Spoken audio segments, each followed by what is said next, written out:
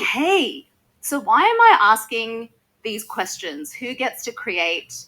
Who gets to innovate? Well, let me start with a little bit of a story. Here is a window into little Sathya. Um, in my younger years, as I said, I'm a Sri Lankan Tamil girl. I was born in Singapore. I grew up in Sydney on Gadigal country land since I was 3. And here you get to see some fun pictures. So, yes, that is a picture of me, obviously taken without my permission, wide eyed, smiling with what looks like a knockoff Muppet, I think. I think this was in Singapore. Hands up, anyone who had a parent cut their own hair growing up.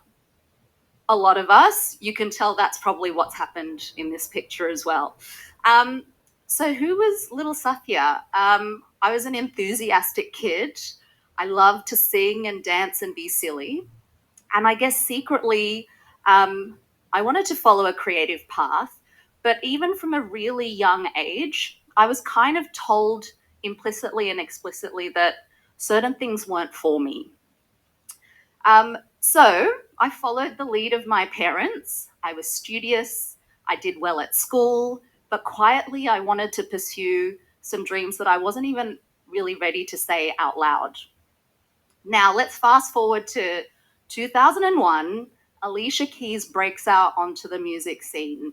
There'll be a bit of audience participation in my talk. So who can yell out her breakthrough single that she started with? Alicia Keys.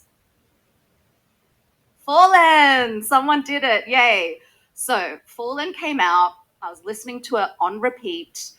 She performed on Oprah. I was sitting on my living room floor and my brain was exploding. I was obsessed. By this point, I had spent many years singing to myself, to Mariah Carey, Tina Arena, Celine, Whitney. But when I saw Alicia, I was like, that's it. I want to be like her. Next step, tell my parents I want to be a singer. That's going to go fine, right? Well, my parents shut that down very quickly and let's say very viscerally when I was 16. This was not the path for people like us. It was too risky. We had to find safe, secure career paths where people like us could succeed. So I took the safe route. And I picked that kind of traditional career path and study path. I was heartbroken, of course, but I listened to my parents who loved me and I thought knew best. Not only that, I didn't really have other people, especially adults in my life, encouraging me to take creative swings or take risks or to explore different paths. There was kind of no example to follow. So I studied hard. I did IT at uni. I started my corporate career at Deloitte in Sydney as a graduate. I progressed in the corporate world from audit risk to data and transformation. And I ended up as the global head of data at Chanel. Very safe, very comfortable. But at this point, I had already shut down the kind of creative and innovative parts of myself, and I hadn't even realized I'd done it. So I want to quickly check in with you, the audience. Can everyone put their hand up, please, who is able to? Just one hand. Everyone's got their hand up. Very good. Keep your hand up if you ever had your ideas or creativity discouraged when you were young. Right, a few hands have come down, but actually most people's hands are still up. Okay, everyone put their hands back up who's able to. Keep your hand up if you were told not to pursue a risky path and take a safe option. Again, most hands still up.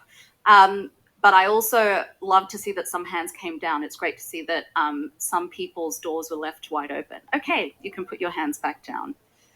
So this question, am I allowed to do that? It's a big question, and it's something that I felt in my life.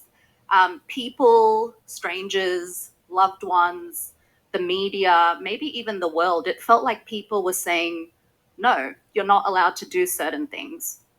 With singing, that's something that got shut down. And I stopped doing it even for myself for large chunks of my life. I thought, if I can't pursue this, why even enjoy it for myself? Even with dancing, so you can see a couple of images here. I started dancing when I was 5, training in the South Indian classical dance form called Bharatanatyam. That's me in full regalia from the age of 5. And then there's another picture of me there in more recent years. Now, Bharatanatyam, I'm biased, but I think it's a pretty awesome dance form. It's highly technical. It involves intricate, vigorous footwork, really detailed hand gestures, facial expressions, eyes, and actually it's something that has been around probably as one of the oldest dance forms. It's something that's in my blood and in my bones. My mum trained and performed in Bharatanatyam well into her 40s. I did it till I was 21. Interestingly, I almost never mentioned it to anyone outside of my Sri Lankan Tamil community. Even my closest friends didn't really know that I danced. And I've danced all of my life. I've done it when I moved to London. I moved into hip hop, and I continue to do it till now. But even though dance has been a major reason why I have confidence expressing myself, communicating, telling my story, being on a stage like this, it's never felt like something I can talk about at work. It was something that I kind of was told implicitly I had to hide. That also filtered into how I showed up at work. I was filtering my ideas and my talents that I brought to organizations to what I thought would be acceptable from someone like me. So I want you to have a think now. Let's zoom out because my story is only one, but it isn't a rare story. Um, can we truly drive participation and innovation and awesome products if we don't recognize the very human blockers people face? So I want you to have a little think just to yourself on a few of these questions. Think about innovators widely celebrated by society. Do they typically look like you? Do you feel that your ideas tend to be seen as less worthy than others? Does it seem like big innovations are not often designed for you or people like you in mind? I'll give you a really simple example of this last one. Um, Remember when like hand dryers in public bathrooms and taps, you had to like operate them physically? Now a lot of them are auto sensor.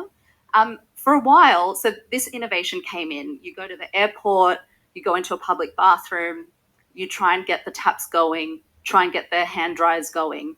And I felt like there was something wrong with me because when these first came out, they very rarely turned on. Then I was chatting to a black guy in England, and he was like, "Oh, you know what that is, right? They've developed those products and not tested the sensor on dark skin." He's like, "Just flip your hand over. See the difference in my skin color on my palm and my front." Started doing that. It worked.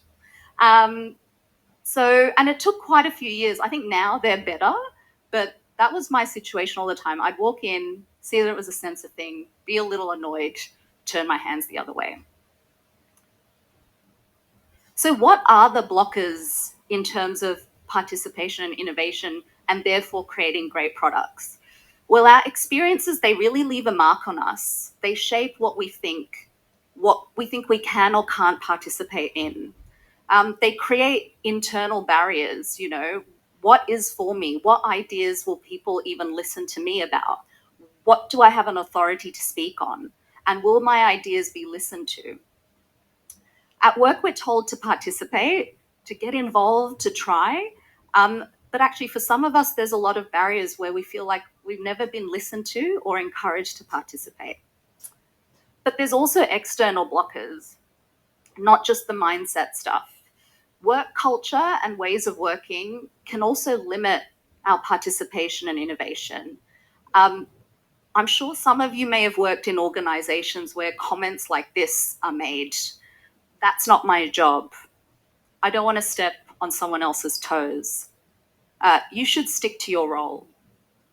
Even if I share my ideas, change never happens.